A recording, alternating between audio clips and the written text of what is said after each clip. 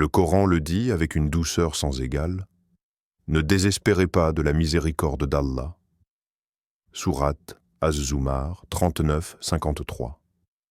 Car même lorsque toi tu t'étais presque oublié, lui ne t'a jamais écarté. Il attendait le bon moment. Le moment où ton cœur serait prêt, non pas à recevoir n'importe quoi, mais à comprendre la valeur du don. Et ce don n'est pas seulement extérieur, c'est une lumière intérieure, une stabilité, une certitude douce. Il y a des instants qui ne ressemblent à rien, et pourtant, ce sont des tournants divins, des instants qui changent une trajectoire, sans faire de bruit, mais en laissant une empreinte éternelle. Alors si tu ressens cela, sache que ce n'est pas une illusion. C'est le moment sacré du retournement. Ce moment que seul Allah peut t'accorder et que personne ne pourra jamais t'enlever. 5. Pourquoi toi? Il y a des questions qui ne quittent jamais vraiment l'esprit. Pourquoi moi? Pourquoi mon nom dans ce décret? Pourquoi ma vie faite de brisures, de silence, d'épreuves, d'allers-retours constants entre chute et espoir? Tu vois autour de toi des gens meilleurs, plus forts, plus stables. Tu les crois plus dignes, et pourtant, c'est toi qu'Allah a placé sur ce chemin unique. Tu ne comprends pas? C'est normal. Parce que le choix divin ne suit aucune logique humaine. Allah sait et vous ne savez pas. Sourate Al-Baqarah 2:216. Les humains choisissent l'apparence, l'éclat, le prestige, mais Allah regarde le cœur. Et le tien, il l'a vu là où les autres n'ont rien remarqué. Il t'a vu tomber, oui, mais surtout, il t'a vu te relever, encore, et encore, et encore. Chaque chute était suivie d'un retour vers lui, même fatigué, même honteux, même tremblant. Il t'a vu pardonner alors que tu étais brisé, avancer alors que tout semblait contre toi. Aimer sans retour, donner sans rien attendre, prier avec des mains vides mais un cœur plein de foi. Et c'est cela qu'il a choisi. Pas ton excellence, pas ton apparente pureté, mais ta sincérité nue, ta vérité intérieure, ta capacité à aimer Allah même quand tu ne comprenais plus rien. Tu n'étais peut-être pas prêt selon tes propres critères. Mais Allah, lui, a vu que tu étais formé dans la douleur et que ton cœur, malgré tout, n'a jamais cessé de battre en sa direction. Tu n'as pas été sélectionné parce que tu étais parfait, mais parce que tu étais malléable. Parce qu'en toi, il y avait une matière que seule l'épreuve pouvait façonner. Et c'est dans cette malléabilité que se cache ta noblesse. Car Allah ne glorifie pas pour élever les égaux, il purifie pour honorer les âmes. Alors quand tu te poses encore cette question, pourquoi moi?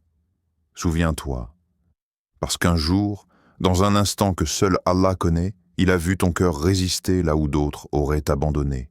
Et il a dit, dans sa science et sa douceur, celui-là est prêt. Ne cherche pas la preuve, sois la preuve. Continue, même fatigué. Prie, même brisé. Aime, même blessé. Et quand viendra le moment du retournement, tu sauras. Tout cela avait un sens. Ô Allah, toi qui vois ce que personne ne voit, toi qui entends même les soupirs silencieux, renforce le cœur de celui qui écoute ces mots. Apaise son âme, éclaire sa route. Fais de ses douleurs un chemin vers toi. Et accorde-lui la lumière après l'ombre. Amen. Allah nous dit, il se peut que vous détestiez quelque chose alors qu'elle est un bien pour vous. Sourate Al-Baqarah 216. Les signes d'Allah ne sont pas écrits en lettres d'or. Ils sont gravés dans les moments d'incompréhension, dans les revers qui blessent, dans les blocages qui frustrent, dans les pertes qui vident. Mais si tu regardes avec les yeux du cœur, tu verras que le refus était une réponse, que la fermeture était une ouverture vers un autre plan. Et si tu n'avais pas été brisé, tu n'aurais pas appris à t'élever autrement. Allah ne teste pas pour t'éloigner. Il teste pour extraire de toi ce qu'il y a de plus noble. Il ne couronne pas sans avoir d'abord creusé. Pas dans le confort, mais dans les creux, là où personne ne regarde, là où tout paraît sec. Alors si aujourd'hui tu ne comprends pas, ce n'est pas que le signe est absent, C'est peut-être juste qu'il est déguisé, et que ton cœur a encore besoin d'un peu plus de foi pour le reconnaître. 3. La souffrance, comme une clé. Il y a des douleurs qui ne se racontent pas. Elles se vivent en silence, en secret. Ce sont ces nuits où tu tournes en rond dans une chambre sombre, où ton cœur saigne pendant que tu souris à l'extérieur. Ces instants où les mots ne suffisent plus et où seule une larme discrète mais lourde parle pour toi. Tu penses que tout cela est inutile, mais rien de ce que tu vis n'est perdu. Chaque larme, chaque soupir étouffé, chaque « Ya Allah » murmuré dans la solitude sont enregistrés. Non par les hommes, mais par celui qui ne dort jamais.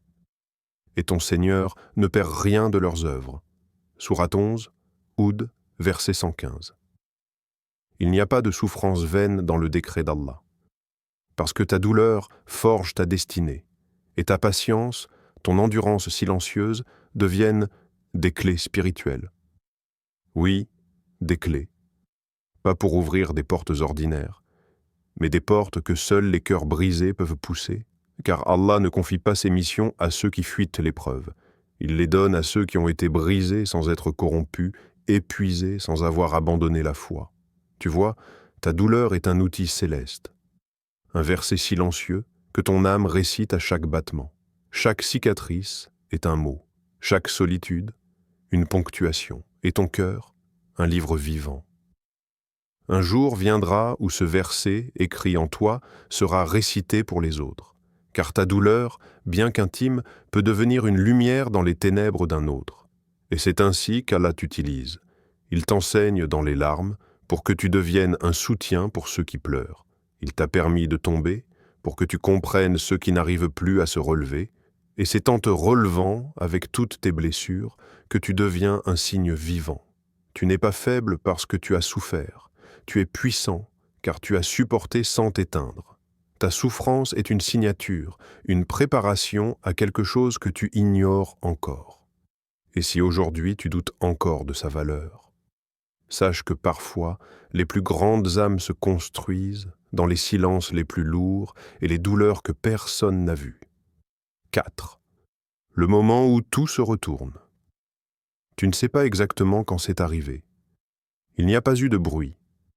Pas de tonnerre, pas d'annonce solennelle, juste un apaisement soudain, comme si quelque chose en toi s'était aligné, comme si le monde, sans rien changer extérieurement, avait commencé à tourner autrement, pour toi. Ce n'est pas spectaculaire, mais c'est profond et irréversible. Ce jour-là, tu ne ressens plus le besoin de forcer. Tu n'as plus à expliquer ton parcours, ni justifier ton silence. Il y a une paix, discrète mais solide, qui s'installe dans ton cœur comme un hôte attendu depuis longtemps. Tu ne cries plus vers le ciel, tu écoutes. Tu ne questionnes plus chaque épreuve, tu acceptes, et surtout, tu ne pleures plus de fatigue, tu pleures de gratitude. Parce que ce que tu attendais depuis des mois, peut-être des années, ce que tu avais enterré au fond de ton espoir pour ne plus souffrir, vient à toi. Pas comme tu l'imaginais, mais bien mieux. Une porte s'ouvre. Une rencontre bouleverse ta vie. Une réponse éclaire tout ton passé. Une paix remplit un vide que rien n'avait comblé jusque-là. Et là, tu ne doutes plus, tu sais. Tu sais qu'Allah n'a jamais cessé de t'observer, qu'il t'a accompagné dans chaque silence, dans chaque chute, dans chaque prière que tu pensais ignorer. Et maintenant, il te montre. Quand Allah te forme dans le silence, tu n'as pas été oublié. Assalamu alaykum wa rahmatullahi wa barakatuh. Chers frères et chères sœurs en islam. Avant de commencer cette vidéo, n'oubliez pas de liker cette vidéo, car cela nous donne beaucoup de force pour continuer à partager de contenus bénéfiques. Et je vous invite à vous abonner à notre chaîne et d'activer la cloche de notification pour rester informé de nos prochaines publications sur l'inspiration islamique. Merci et bonne vidéo. Il existe des moments où tout devient flou, des jours où tu regardes le ciel sans réponse. Tu as prié en secret, Tu as pleuré quand personne ne voyait, et tu t'es demandé « Pourquoi moi? Pourquoi cette douleur ?» Mais, et si cette douleur n'était pas un abandon? Et si c'était une préparation, hein? Quand Allah se tait, c'est qu'il prépare. Il y a un moment dans la vie où l'âme crie et l'univers semble muet. Tu regardes le ciel et le ciel ne répond pas. Tu multiplies les prières, les prosternations, les pleurs nocturnes, et pourtant, rien ne change. Ou du moins, c'est ce que tu crois. Ce silence qui t'étouffe, ce vide qui te fait douter, n'est pas une punition, c'est une gestation céleste. Car Allah ne parle pas toujours avec des mots. Parfois, il éduque par le silence. Et ce silence est sacré. Il ne t'abandonne pas. Il t'élève en secret. Comme une graine que l'on enfouit sous la terre. Personne ne la remarque. Le monde l'oublie. Elle disparaît de la vue. Mais sous la surface, un miracle invisible s'opère. Une racine, un frémissement, une direction. C'est dans le noir qu'elle grandit. Et un jour, sans prévenir, elle perce la terre et devient vie. Ainsi agit Allah avec les âmes qu'il a choisies. Il te cache du monde, non pour t'humilier, mais pour te protéger. Il te retire du bruit, non pour t'effacer, mais pour t'ancrer. Il retarde les réponses, non pour t'éprouver seulement, mais pour t'enraciner dans la patience, la certitude et l'amour. Et puis, soudainement, à un moment que toi-même tu n'aurais jamais prévu, la lumière vient. Comme Allah le dit dans le Coran, il fait descendre la pluie du ciel, puis elle se répand dans les vallées selon leur capacité. Sourate 13, Ar-Ra'd, verset 17. Ton cœur est une vallée, et quand Allah estime qu'il est prêt, il y verse sa pluie. Mais avant cela, il le sculpte. Alors si tu es dans le silence, ne te précipite pas. Le silence est parfois le plus beau langage divin. Il ne t'a pas oublié, il te façonne. Il te retire de ce qui t'affaiblit, te garde de ce à quoi tu n'étais pas prêt, et dépose dans ton cœur une graine de lumière. Elle est là, et un jour, tu comprendras que ce vide était en fait un début, pas une fin. Les signes ne ressemblent pas toujours à des signes. Tu pensais que c'était une chute, mais en réalité, c'était une poussée, une bousculade vers une hauteur que tu n'aurais jamais osé viser. Tu as perdu quelque chose, ou quelqu'un. Un projet s'est effondré. Un lien s'est brisé. Un rêve s'est effacé juste avant de devenir réalité. Et tu t'es dit, pourquoi?